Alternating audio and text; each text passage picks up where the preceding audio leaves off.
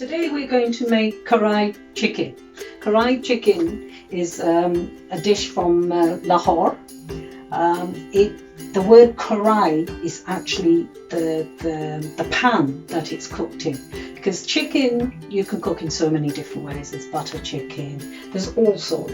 This is one of our family favourites. It's a very simple, easy dish to make, not too complicated, and it tastes wonderful. So now you know the word Karahi it's almost like a wok rather than a saucepan, but today I'm going to be cooking in a pan. So we start off with our ingredients. We're going to have boneless chicken. You can use thighs as well if you prefer to. And then onions. I'm actually doing less quantity to what the recipe has. So if you're a family, please stick to the recipe, because everything is made for that amount. Then we're going to use garlic. I've done a lot of preparation so that it's quite straightforward. So we've got our ginger and garlic here. I've just chopped it finely myself. You can use it in a mixer and just chop it. Then I've already cut some green peppers, the bell peppers, because these are optional, but we're going to use them today. And we've also got the very little green chilies. I've chopped them. So we're going to start off with browning our onions. So you would have the onions, slice them and fry them. I just did them just earlier, and you can see that this is them, and I've left the oil in the pan. So we're going to use the same oil, and I drained them. So they are quite well done. So this is what you need to have. So if you have a look at the instructions, so we've fried our sliced onions in oil till golden brown, remove the onions from the pan, and we're going to blend them lightly in a moment. In the remaining oil, we're going to add ginger and garlic. Put that in.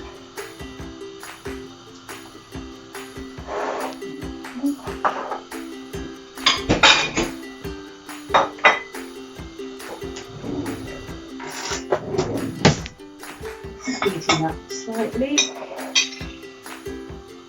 And the oil, as I mentioned, you can use many kinds of oil. I'm using rapeseed oil today, but you can have corn oil, vegetable oil, whatever oil that you normally use. So today we've got rapeseed oil. So this should be, and we shall add our ginger and garlic here.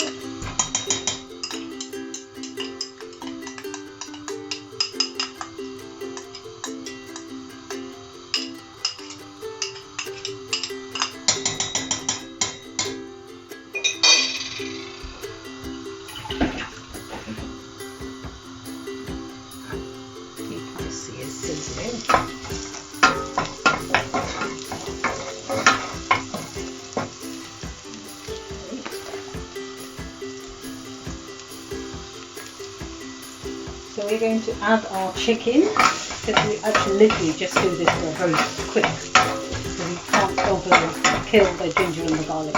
So I have my chicken, I've cubed it.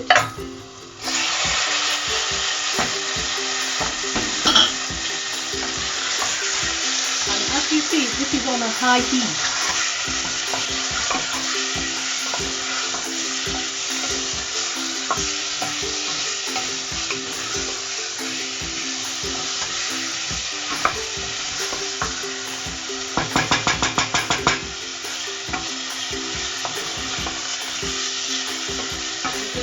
Braising it all sides.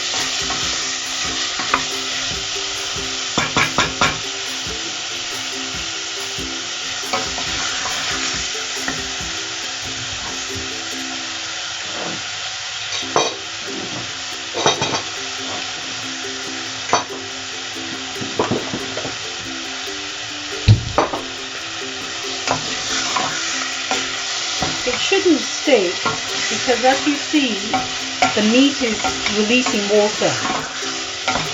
If for some reason it does stick, just reduce the gas for a moment.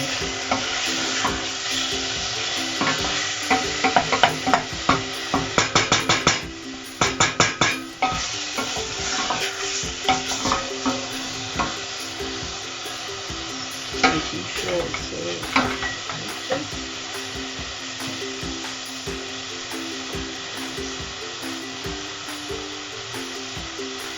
so now we will add our spices.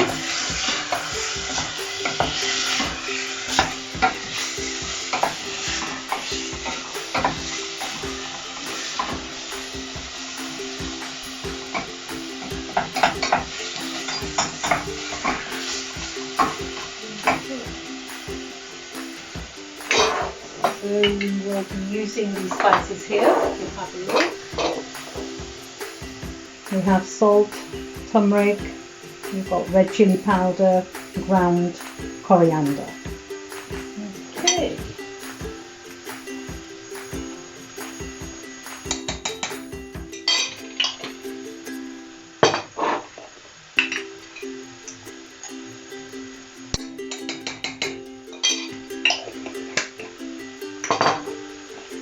Again, chili is up to you how spicy you want it. Some people like it quite spicy, then put a teaspoon in, half a teaspoon, whatever you like. And then try it, and then next time maybe increase it. But don't overdo it first time, because you need to know what sort of spiciness you like. We will use black pepper and garam masala later on.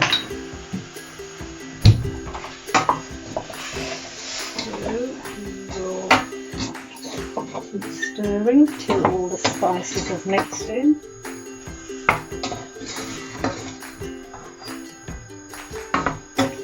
can see they're changing colour with all the lovely spices on there. And then I'm going to put the gas up just a bit more, back on high.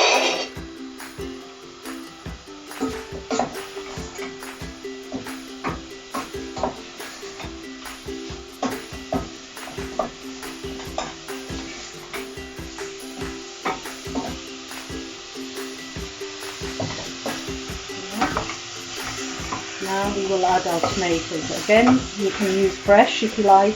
I usually use the canned ones, plum tomatoes. And I've used the mixer because I've blended them. They are ready here. Look.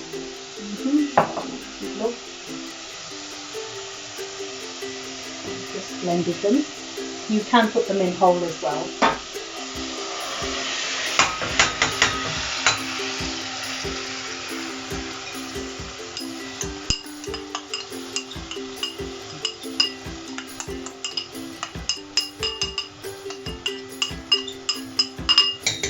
Smell the wonderful spices.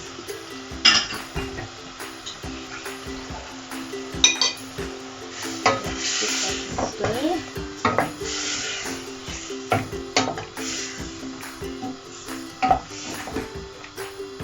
While that's cooking, we're going to see our fried onions. We're going to just blast them in the mixer. You don't have to, but it's your own preference. I think once you blend them, the consistency of the base is actually quite nice. But I have friends who prefer the onions like that, so you've got a choice. Okay? Get the mixer.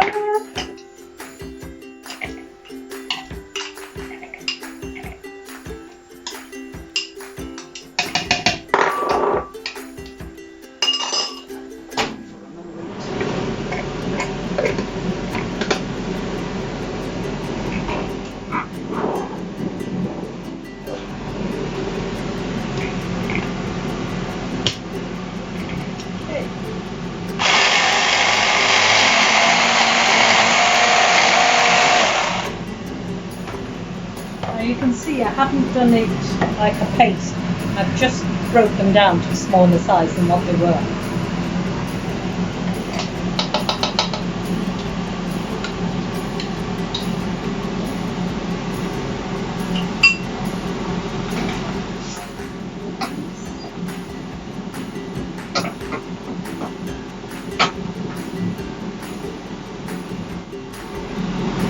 You can add tomato paste if you think somehow the colour is not quite right.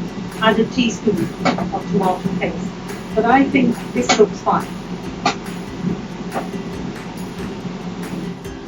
So we should cook this for 5 or 6 minutes, just on the high heat. And then in a short while we're going to add our onions.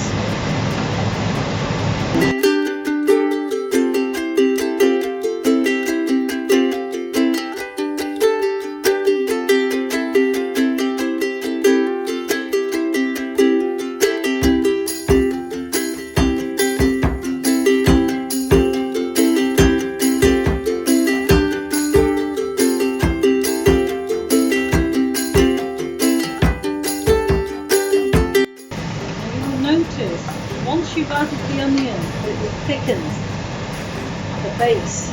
It's forming a really nice rich masala.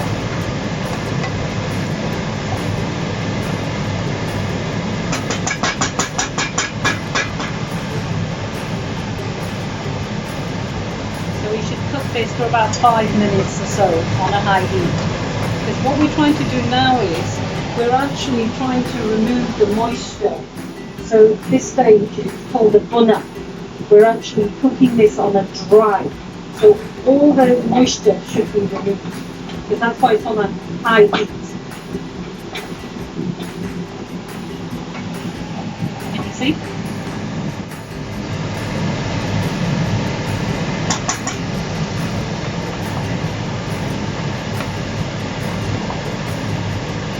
And why I'm stirring it is so it doesn't stick.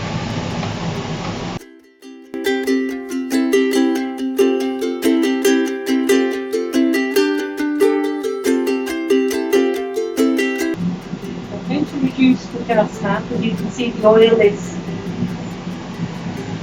just reducing the temperature down as the oil is rising. And here at this stage we can add green chilies if you like it spicy. The smaller chilies are really quite hot, so do be careful with them.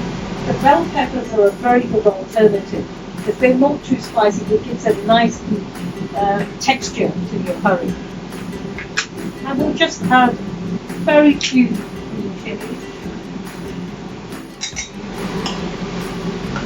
You can actually smell them, they're really powerful.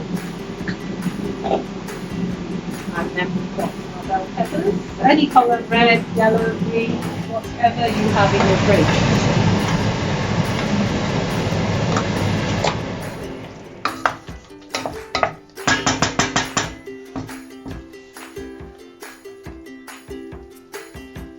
And if you prefer your chicken masala to be quite dry, you do not need to add any water.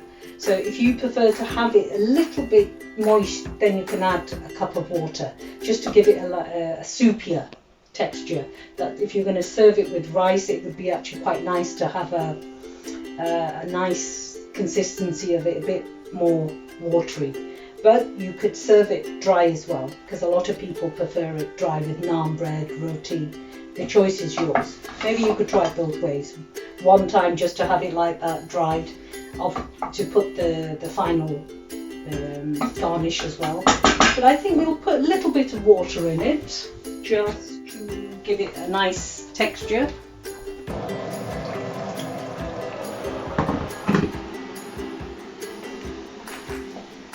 Just put this up on and I'm adding the water.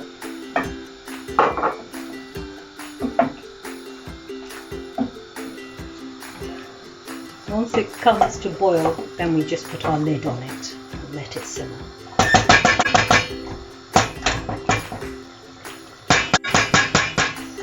Yeah, you can see it bubbling. Yeah, now just reducing temperature, put the lid on it and just let it simmer.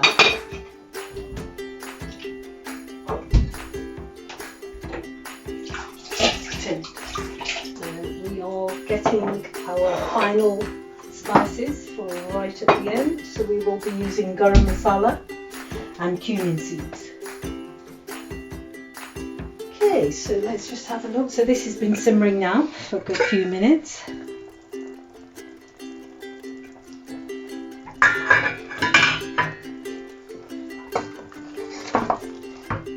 See, this makes it really nice and saucy, and then you can dip your naan bread in it. So we've got our cumin seeds, it's called zira, and then we've got the garam masala.